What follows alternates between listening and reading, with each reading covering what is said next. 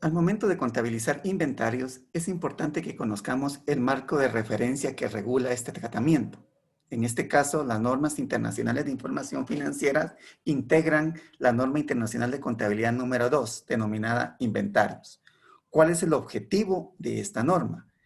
Es el prescribir el tratamiento contable para este tipo de activo y lo realiza a través de suministrar una guía práctica para determinar el costo, así como el subsiguiente reconocimiento de gasto. Hay una línea bien particular y generalmente nos es difícil distinguir entre lo que es costo y lo que es gasto. Y es lo que esta norma de alguna manera nos guía. Identificar aquel costo que debemos de reconocer en la cuenta de inventarios. Suministra además las directrices sobre las fórmulas del costo a utilizar en los inventarios, es decir, cómo vamos a realizar la gestión de los inventarios, a qué costo los vamos a reconocer, a qué costo vamos a reconocer la salida. El alcance de la norma. Tratamiento de los inventarios. Sin embargo, tenemos ciertas excepciones. Las obras en curso, las cuales son de alguna manera reguladas por la NIC 11, los activos biológicos, que sus reglas están establecidas en la NIC 41, los instrumentos financieros, que se rigen específicamente o especialmente por la NIF 9. Por aparte, se tienen determinadas excepciones particulares en cuanto a la determinación de la medición de los inventarios, específicamente en los inventarios agrícolas y forestales, que la norma permite no aplicar lo relacionado con la medición de inventarios establecida en la NIC 2, aquellos tratamientos que se basen en el valor neto realizable con cambio al estado de resultados. O sea que si nosotros tenemos un inventario agrícola y forestal y lo llevamos por el costo de acuerdo al valor neto realizable y con cambios a resultados, cuando existen variaciones, las registramos en resultados, de alguna manera se eximen de aplicar lo que establece la NIC 2 para la sección de medición de inventarios. Lo mismo aplica para aquellos intermediarios que tienen materias primas cotizadas, los commodities. Igualmente, tienen la excepción de la aplicación de la sección de reconocimiento o de medición, principalmente de la NIC 2, pero si son llevados a valor razonable menos los costos de ventas. Entonces, menos los gastos de venta, mejor dicho. O sea que si somos intermediarios de materias primas cotizadas y lo llevamos a valor razonable menos los gastos de venta y con cambios a resultados, en este caso, de igual manera, se nos exime de llevar al tratamiento de la medición que establece la NIC 2. Comencemos esta norma, interesante, con la definición de inventarios. Inventarios son aquellos mantenidos para la venta, son aquellos que están en procesos de producción con vistas a la venta y aquellos que tenemos en forma de materiales y suministros para ser consumidos en la producción o prestación de servicios. Repitiendo, mantenidos para la venta, en procesos de producción, es decir, la materia prima con vistas a la venta y en forma de materiales y suministros. Esto es un inventario.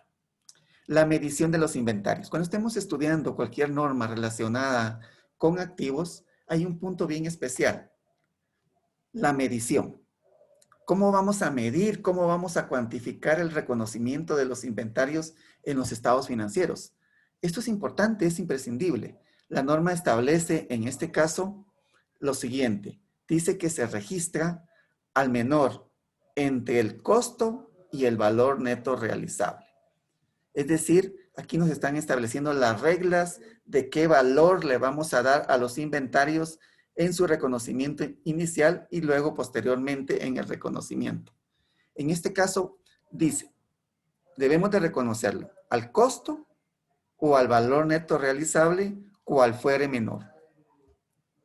Primero nos pone ahí dos problemas. Tenemos que saber cómo calcular o cómo determinar el costo de los inventarios, luego conocer cómo se determina el valor neto realizable, compararlos y al costo que sea, al valor que sea menor, lo voy a reconocer. Generalmente en su reconocimiento inicial, los inventarios se van a reconocer a su costo. Posteriormente tenemos que ir haciendo las evaluaciones periódicas para establecer y registrarlo al que fuera menor, al costo o al valor neto realizable. Vamos a profundizar esto más adelante. ¿Qué es el valor neto realizable? Como les comentaba, para poder medirlo tengo que conocer cómo determinar el valor neto realizable y cómo determinar el costo. Vamos a iniciar la explicación con el valor neto realizable. Dice que el valor neto realizable es el precio estimado de venta del inventario, menos los costos estimados para terminar su producción, menos los costos necesarios para llevarlos a la venta. Esa es la fórmula o ese es el concepto o la descripción de lo que es valor neto realizable. Por ejemplo, estoy determinando el valor neto realizable de un inventario de calzado. Establezco el precio estimado del calzado, que pueden ser 50 quetzales. Luego determino los costos estimados para terminar la producción. Puede ser que el calzado me hacía falta colocarle la tapita de la suela, entonces tengo que determinar ese valor. Precio estimado de venta menos esos costos estimados para terminar su producción, porque aún falta ese costo que adicionarle, menos los costos necesarios para venderlo. Ese es el valor neto realizable. En este caso, si yo para venderlo tenía que colocarle en una caja o pagarle cierta comisión al vendedor, le tengo que restar esos costos necesarios para llevarlos a la venta, para determinar el valor neto realizable. Hay muchas dudas o generalmente uno se pregunta, ¿el valor neto realizable es igual al valor razonable? En ocasiones puede ser, pero generalmente no. Tenemos que tener claro, como lo platicamos, que el valor neto realizable es un valor interno que establece la administración cuando está determinando el mismo. Por ejemplo, yo estimo el precio en el que lo quiero vender, estimo los costos que me hacen falta para terminarlo de producir y estimo los costos que necesito para venderlo. Son valores internos. Al contrario, el valor razonable es un valor externo. Recordemos la definición. Es el precio que se establece por comprador y vendedor en el mercado, debidamente informado de la transacción que se está realizando y en el momento de esa medición. O sea, es un valor externo, es el valor al que yo espero vender el activo o liquidar un pasivo entre dos personas en un mercado libre. Entonces, en este caso, podemos ver la diferencia. El valor neto realizable es interno y el valor razonable es un valor externo, que en un momento dado pueden ser iguales, pero generalmente no lo es así. Ya vimos cómo se establece el valor neto realizable.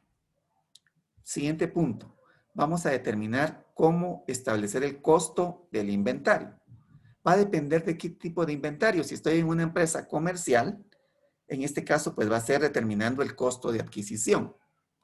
Si estoy en una empresa productora, vamos a determinar los costos de transformación y otros costos en ambos casos hasta que el inventario esté en condiciones para venderlo.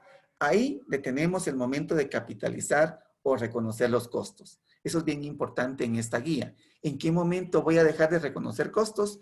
En el momento en que estén disponibles en condiciones para venderlo. Entonces, como les comentaba, en este caso, si es una empresa comercial, vamos a determinar los costos de adquisición y si hay algún otro costo para que esté disponible para la venta. Si es una empresa de producción, vamos a determinar los costos de transformación y otros costos hasta que el inventario esté en condiciones para venderlo y totalmente terminado. Ya repasamos cada uno de los costos. Entonces vamos a determinar en primer lugar qué incluimos en el costo de adquisición. ¿Qué debe de considerar una empresa comercial cuando está determinando el costo de su inventario? En este caso, pues es el precio de compra, el valor de efectivo o el otro bien entregado a cambio de ese inventario, el precio de compra.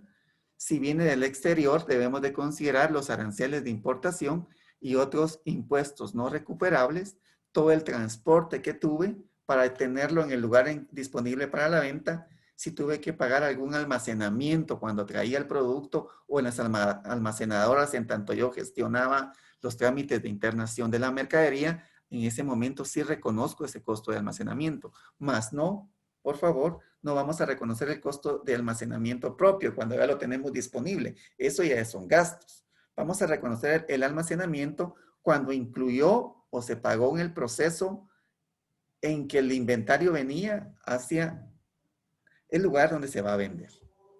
Luego tenemos otros costos directamente atribuibles a la adquisición, pueden ser comisiones, pueden ser peajes, etcétera, menos los descuentos comerciales y bajas.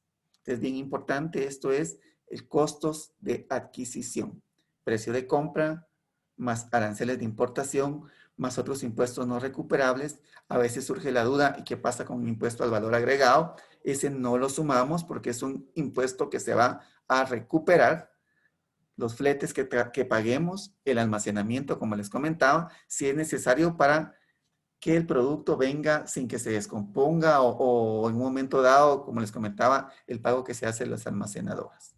Y debemos de rebajarle aquellos descuentos y rebajas que nos hagan. Eso es para los costos de adquisición para una empresa comercial. En una empresa de producción, recordemos qué costos vamos a incluir en el inventario. Los costos de transformación. Recordemos, pueden haber costos directos y costos indirectos, y dentro de los costos directos tenemos la mano de obra y la materia prima. Costos directamente aplicables al producto que se está elaborando. Y otros costos de transformación pudieran ser los costos indirectos de fabricación, los cuales sabemos que se pueden dividir en variables y fijos. Variables son aquellos de alguna manera varían cuando el producto o cuando se produce más o se produce menos. Y los fijos son relativamente estables independientemente del nivel de producción que se realice. Entonces, en resumen, los costos de transformación incluyen materia prima, mano de obra y gastos de fabricación.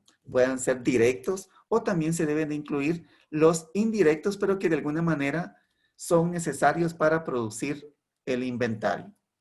Es bien importante y vamos a remarcar en los costos indirectos de fabricación, los fijos y los variables. Repitiendo, los fijos son los que permanecen relativamente constantes, independientemente del volumen de producción. Por ejemplo, la depreciación y mantenimiento de los edificios y equipos de fábrica, así como los gastos de gestión y administración de esta.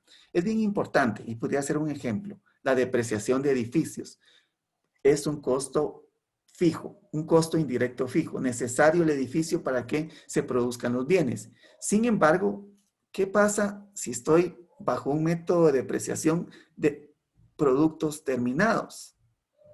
O mi política de depreciación es por unidades producidas. En este caso, la depreciación ya no sería indirecto fijo, sería variable, porque va a variar el monto de la depreciación de acuerdo a las unidades producidas. Costos indirectos variables. Varían directamente o casi directamente con el volumen de producción, tales como materiales y la mano de obra indirecta. Otros costos, que pueden aplicar tanto a los costos de adquisición como a los costos de fabricación. Se incluirán otros costos siempre que se hubiera incurrido en ellos para dar a los inventarios su condición y ubicación actuales.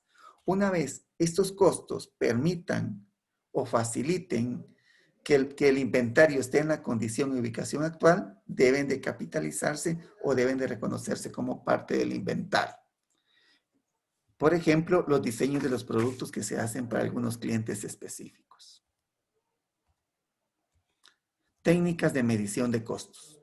Es bien importante y quiero regresar a la anterior diapositiva porque se pueden dar casos en el tema de los costos fijos que puede darse cierta obsolescencia, no obsolescencia, sino demoras injustificadas. Generalmente tenemos un nivel normal de producción y tenemos una cantidad normal o una tarifa que yo voy a aplicar de estos costos indirectos a los inventarios. Pero ¿qué pasa si en un momento dado se dan ciertos problemas, se da holgura y no se produce lo que normalmente se ha producido? Esto no lo puedo agrupar o no lo puedo capitalizar como parte del costo del inventario.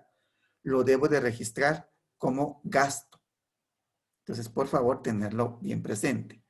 Si se produce o hay desperdicios fuera de lo normal, esto no lo vamos a considerar como costo del inventario, lo vamos a reconocer como gasto. De igual manera, ¿qué pasaría si estoy produciendo más allá de lo normal?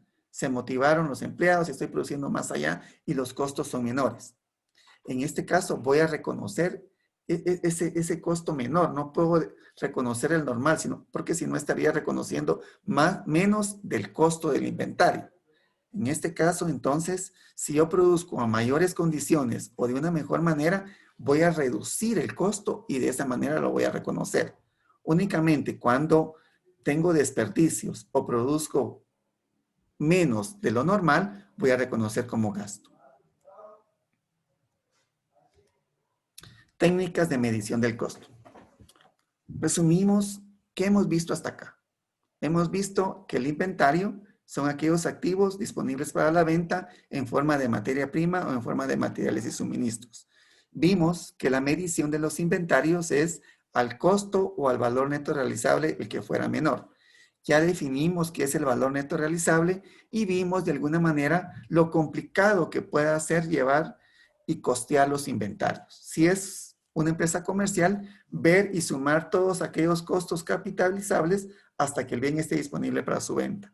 Si es una empresa de producción, se complica un poco más porque tengo que llevar a detalle los datos de materia prima, de mano de obra y los gastos indirectos de fabricación. Sin embargo, como se recuerdan que las normas buscan y persiguen el costo-beneficio de la información, en un momento dado, las técnicas de medición del costo son permitidas por la NIC 2 para registrar en forma preliminar y oportuna los costos de los inventarios. Recordemos de alguna manera nuestros cursos de contabilidad de costos 1, donde veíamos lo que son los costos estándar. Los costos estándar se basan en producciones y consumos normales de materia prima, de gastos de fabricación y de mano de obra directa. Entonces, las técnicas del costo lo que persiguen es tener información oportuna y a un menor costo. En este caso, la primera técnica es los costos estándares, los cuales se basan en el consumo periódico o en valores estándar en producciones normales de materia prima, de mano de obra y gastos de fabricación. Ya tengo un valor estándar de lo que normalmente me cuesta producir cierto bien. Pero recordemos, esto posteriormente se va ajustando y realizando las actualizaciones correspondientes para que de alguna manera ese costo estándar se aproxime lo más que se pueda a los costos reales. El otro método es el de los minoristas. ¿En qué consiste este método? Generalmente aplicado por empresas al menudeo o de compra y venta de mucha rapidez. El método de los minoristas consiste en establecer un margen de utilidad bruta, establecer un margen de ganancia que quiero tener por cada uno de los X productos que vendo. En este caso, yo establezco que generalmente gano un 20% de utilidad marginal, entonces el 80% correspondería al valor del inventario, al costo de venta. En eso consiste el método de los minoristas, en que me voy a basar en el precio en que estoy vendiendo, establezco un margen de utilidad y la diferencia entre el 100% va a ser el costo de venta. Entonces, estas son formas de alguna manera que permiten un registro oportuno del costo, pero la norma exige y establece que debe de perseguirse que se acerquen lo más que se pueda a los costos reales. Entonces, las técnicas de medición es establecer los costos de una manera oportuna basados en costos reales o en estimaciones de ganancia en el caso, en costos estándar en el primer método y en un margen de ganancia estimado, y del margen de ganancia se deriva el costo de venta. La gestión de los inventarios, lo veíamos cuando iniciamos la explicación. ¿Cómo voy a establecer ese costo de mis inventarios cuando ingresen y cuando salgan? La norma establece, primero, los costos individuales o de identificación específica de los costos. Cuando estoy tratando con bienes que son muy particulares, que no se pueden intercambiar entre ellos. Por ejemplo, estoy elaborando una obra de arte, estoy elaborando un vehículo específico, muy particular. Entonces debo de llevar un costeo para cada uno de esos bienes, identificación específica. Yo no puedo intercambiar un auto Fórmula 1 con un auto Fórmula 2, por decirles algo, en cuanto a series, en cuanto a modelos. Entonces voy a tener un costeo muy particular por los bienes, en cada uno de los bienes. En el caso de los bienes que pueden ser intercambiados entre sí, que es el mayor porcentaje, por ejemplo, estoy produciendo sillas, estoy produciendo mesas, estoy produciendo alimentos, ese costeo puede intercambiarse, no es necesario que yo tenga el control de cuánto costo lleva una caja de aguas gaseosas y establecerlo por cajías. No es así, pueden ser intercambiados independientemente en qué cajilla coloque la esencia. Entonces, cuando pueden ser intercambiados entre sí, la norma me permite dos formas o dos fórmulas del costo. El método PEPS o FIFO y el costo promedio ponderado. ¿En qué consiste el método PEPS? En que yo voy a ir reconociendo el valor de los inventarios. Primero en entrar, voy reconociendo el costo, pero de igual manera, cuando saco o cuando vendo ese inventario, va a salir el primer costo que ingresé a mi inventario. No se trata tanto como a veces lo confundimos de ver la ubicación de los bienes. Eso es importante porque me permite de alguna manera ir retirando físicamente del inventario aquellos bienes que puedan ser producidos con mayor antigüedad. Pero en este caso, a nosotros como contadores, lo que perseguimos es llevar el control de los costos. Si hoy compré o adquirí un bien que voy a vender en 5 quetzales, el día de mañana adquiero otro bien que voy a adquirir en 7 quetzales, cuando venda, ¿cuál voy a retirar primero de mi tarjeta Cardex o de mi libro de inventario? Voy a retirar el primer costo que ingresó, en este caso el de 5 quetzales, y hasta que termine de vender los costos de 5, continúo con los costos de 7. ¿Qué persigue este método? Si analizamos el objetivo de las normas, que es tener costos reales, tener costos lo más aproximado a los costos razonables, a los costos actuales. Eso me va a permitir que en mi inventario, en mi costeo de inventario, yo mantenga los costos más antiguos que ingresaron a él. Es decir, las últimas compras. Esto va a hacer que los costos estén más cerca del valor actual. Entonces, como les comentaba, es importante y de igual manera ir controlando la ubicación física de los bienes e irlos sacando del inventario en el orden en el que entraron. Eso va a permitir que no tengamos productos obsoletos o que se nos descompongan. Sin embargo, como contadores, el control que debemos de llevar es ese costeo. El costo primero que entró es el costo primero que va a salir, para que dentro de mi inventario permanezcan los costos más actuales, las últimas compras. En las versiones anteriores de las normas se establecía el método UEPS, último en entrar, primero en salir. ¿Qué hacía este método? ¿Por qué de alguna manera ya no aparecen en las normas? Ese método era al contrario. Yo iba sacando del inventario los últimos costos que había entrado, que había ingresado, los más recientes.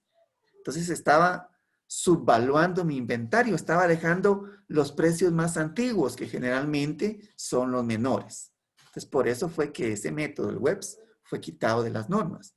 El PEPS permite tener inventarios debidamente evaluados al costo más actualizado y de alguna manera igual no inflamos los costos de venta. El otro método es el costo promedio ponderado. ¿En qué consiste este método? De igual, nosotros podemos, y es importante que en la gestión física de los inventarios, vayamos vendiendo físicamente los primeros que entrar. Eso es importante, independientemente del aspecto financiero que estamos analizando en este momento. El costo promedio ponderado representa que cada vez que yo voy comprando mercaderías para vender o estoy ingresando del inventario de productos en proceso al inventario de productos terminados, ciertos productos para vender, tengo diferentes costos, pero no voy a llevar el control de ir sacando específicamente el primero que entró. En este caso, cada vez que ingreso mercadería, voy sacando un promedio ponderado de mi inventario. O sea, en este caso, compro mercadería, reevalúo, hago mi nuevo costeo, hago mi nuevo promedio de inventario y de acuerdo a ese promedio va a ser el costo cada vez que haga una venta que lo voy a sacar del inventario. En un momento dado pudiéramos tener la duda, ¿cuál de estas dos fórmulas es lo más aconsejable para una empresa? Va a depender del tipo de empresa y del tipo de producto. Esa sería mi respuesta. ¿Cómo la explico? Por ejemplo, ¿qué pasa en una empresa que vende teléfonos celulares? Los teléfonos celulares en un momento dado varían mucho de precio. Hoy tienen un precio, mañana tienen otro y pasado tienen otro. Cuando tengamos un tipo de estos bienes donde los precios fluctúen, ya sea muy rápido o fluctúen por grandes márgenes de valor, es importante utilizar el método PEPS, porque ahí sí va a tener sentido o va a tener de alguna manera ese propósito de tener el costo más actualizado. Entonces yo voy a ir sacando los primeros precios y mantener mis precios actualizados, mis costos actualizados en el inventario. Puede ser un poquito más complicado, que ahora con los sistemas de computacionales, pues se hace una fórmula y se van retirando, ya no nos cuesta antes como lo hacíamos en las famosas tarjetas Carlex. El costo promedio ponderado de alguna manera puede considerarse que es más sencillo, pero de igual manera, ¿qué pasa si yo lo uso con bienes que fluctúan mucho su costo? Va a hacer que este promedio se me infle y me esté dando un costo de inventario que pueda estar influenciado por las últimas compras que hice, las cuales van a tener un precio muy diferente a las iniciales. Entonces, se recomienda que el costo promedio ponderado se utilice para aquellos bienes cuyos costos no fluctúan mucho o que las variaciones en sus costos no sean relevantes. En esos casos, puedo usar el costo promedio ponderado. Reconocimiento como gasto. Habíamos visto al inicio de la presentación. Los inventarios, su problema principal era determinar el costo que iba a reconocer en inventario para diferir su reconocimiento como gasto. ¿En qué momento voy a reconocer como gasto el valor de los inventarios? Pues va a ser cuando los venda. Recordemos la partida de una venta. Vamos a reconocer el ingreso y reconocemos el gasto de costo de ventas, que representa el valor de la mercadería que estoy vendiendo. Entonces vamos a reconocer como costo los inventarios cuando lo vendamos. Generalmente uno puede ver ahí bien ejemplificado cómo se traslada de un estado financiero a otro. Generalmente me aparece cuando voy capitalizando en el estado de situación financiera el valor del inventario, el cual se traslada con la venta al estado de resultados y se reduce el monto de los inventarios. O sea que voy a reconocer como gasto el costo del inventario cuando lo venda, así también cuando tenga algunas pérdidas, principalmente por deterioro de valor. Analizando este último tema de deterioro de valor, es importante. La norma me permite o dice que la medición va a ser al costo o al valor neto realizable el que fuera menor. Veamos, yo reconocía costo por 100 quetzales mi inventario. Llega el fin de mes o llega el fin de año como tengamos establecido que voy a determinar o voy a hacer mi evaluación de los inventarios y en este caso analizo y establezco mi valor neto realizable.